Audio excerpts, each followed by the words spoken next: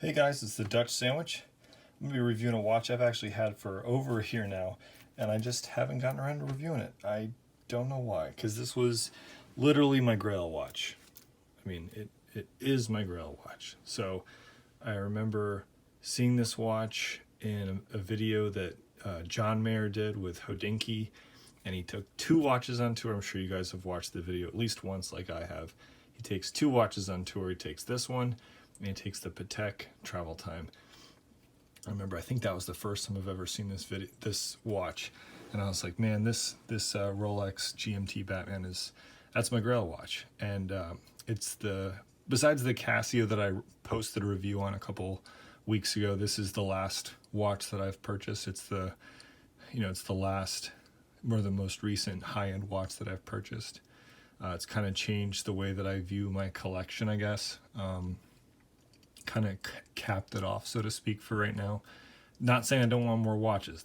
There's a lot more watches I want, but there's nothing I really want that's more expensive than this one. So it's kind of a neat process. But let's go into it. I'm not going to get too technical. There's so many reviews out there with a lot of other folks that go through all the technical aspects. Then I think that's that's cool in its own right, but you don't spend this kind of money on a watch because of the technical aspects of it only. You buy this watch because of how it makes you feel, how it looks, all that kind of stuff. So I'm here to kind of walk you through how it feels and what it's like to own one. So let's go through the packaging. So you get a little. I bought this with box and papers from David SW. So you get all the box and papers in here. I'm gonna leave that in there just so I don't reveal the serial number, I guess. I don't know what you do with it, but so you get the same box that you have with the Datejust, and it's a little bit newer box than you get with the last GMT, so the 16710. But a nice kind of pale green suede interior here with a little watch holder, and then this little cubby here would hold all your box and papers. So it's a cool box. If you've ever seen my watch collection videos, you've seen that I have an actual storage box where I keep all my watches. So I don't keep it in here, although this is plenty nice to keep a watch in. So let's move on to the watch, shall we? So this watch in and of itself is part of the GMT line, which was introduced back in the 50s to commemorate Pan Am, and their kind of red and blue color scheme was really popular.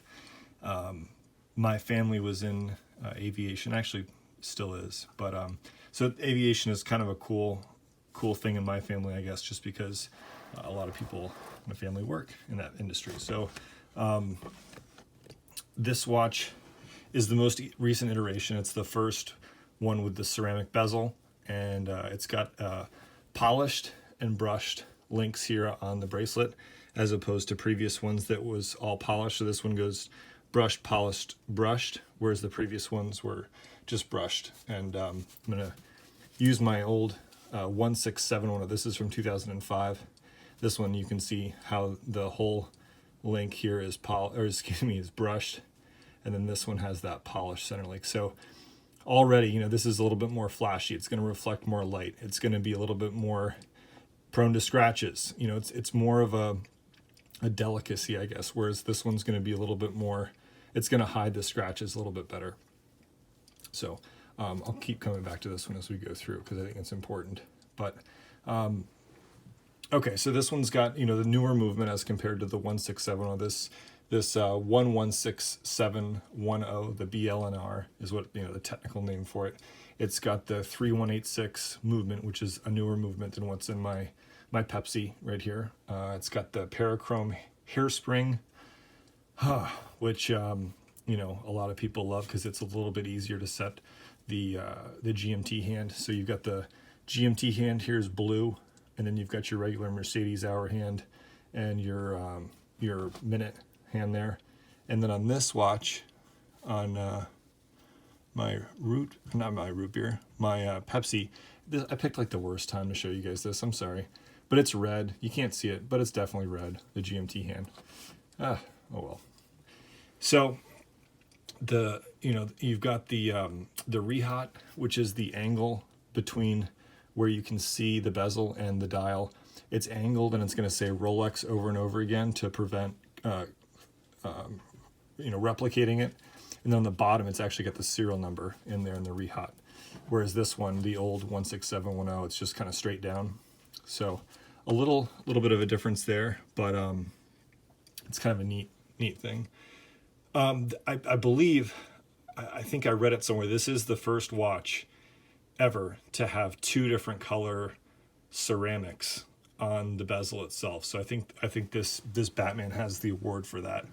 I don't know if they officially gave this to the Batman, or if the Pepsi, the white gold ceramic Pepsi, came out at the same time, if they kind of share the award, but nevertheless this does, I think, hold that award. Let's talk about the bezel really quick. It's ceramic. It's really cool. I mean, it reflects a ton of light when you compare it to this stainless steel insert from my Pepsi. Another thing that I think is important to note here, continuing, I know I mentioned the bracelet. This is going to reflect a lot more light being polished.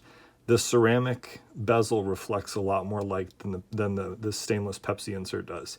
I mean, the watch itself, it gives off a lot more flash, a lot more light than this Pepsi. The Pepsi, or the older generation, the pre-ceramics, are a little bit more subdued, a little bit more tool watchy, whereas these are a little bit dressier. They're going to pop more. They're going to be a little bit more avant-garde, maybe. And it might come off like I'm poo-pooing that, but I'm definitely not. There's definitely situations where you want the flash. You want to be a little bit more avant-garde, and there's certain times where you don't. So I think that's why they kind of both have valid places in a collection.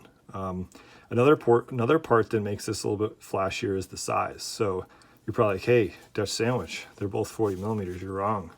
Okay, well that's true. Yeah, they're both 40 millimeters. But look at the lugs. So they both have a 20 millimeter lug to lug width. But look at how wide this little piece of metal is right here versus this piece of metal. Pretty different, right?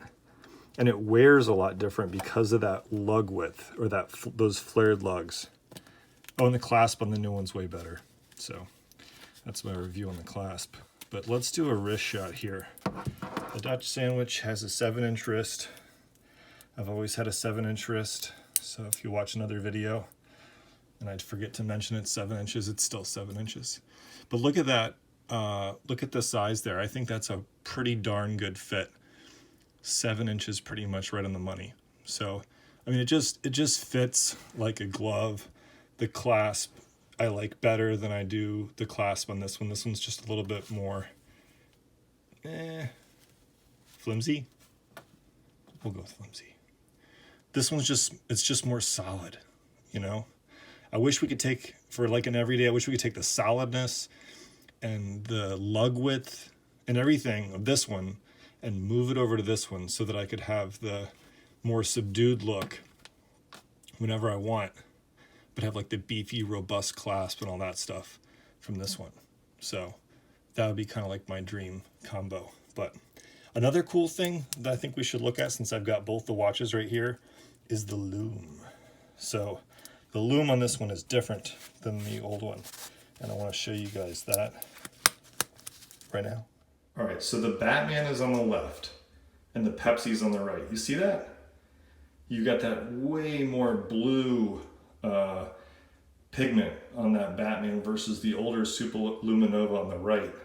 It's more of a green. So totally different. And then the brightness, obviously, not just because the Pepsi's older, they're actually, for what's there, it's about the same brightness because I charged it about the same. But the dots, it may be hard to see in the video, but the dots or the hour markers on the Batman are way bigger. They're a lot easier to see. So there's the Lume. Okay, so the Lume is way different. And yeah, I just kind of want to just wrap it up, I guess, by saying that I do love both of these watches. I mean, the first Rolex I bought was the Submariner. If you look at my collection review, the Submariner I bought first. It's a 1999, no date. And then after that, I got the Explorer 2 with the white dial from 1987. And I have that on a Everest strap. And then I ended up getting this Pepsi here from 2005. And then I added the root beer from 1983. And then this is the last one I got. And it's weird because I wanted this one the most. And this was the one that I fell in love with first. But for some reason, I saved it till the end. And I'm kind of glad that I did because I'm not sure I would have gotten any of the other ones if I just got this one first. So I guess that's kind of a roundabout way of saying, you know, like if this one may be kind of like the do-it-all one. If you were to get this one, you may not have a craving for the other ones, kind of like I did. So I think it's cool. I mean, I think it's going to be interesting to see it get older. You know, as we see these ceramic GMTs age, you know, everyone talks about the patina on the Pepsi. It may be hard to tell, but the red on my Pepsi is actually faded a little bit already, and it's quite cool to watch, and it's quite a neat kind of bonding thing to have with your watch. So I don't think we're going to see these ceramics change at all, the color. You know, they'll get your scratches and all that kind of stuff you get with wear and tear, but we'll just have to see if they appreciate as much as the pre-ceramics have. You know, I look at when I bought these, and I didn't get into watches too long ago. As you guys know, I've been doing this for maybe 3 years now. And I mean, when I bought these, I thought they were very expensive when I bought them, but I look now, and I don't know if it's because the YouTube community of watches has grown so much. You know, everyone makes videos. I don't know if it's just watches as a whole are doing better, because the economy is doing pretty well right now.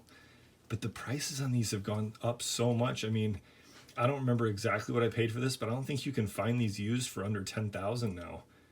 And I don't think I paid over 8,500 for my Batman.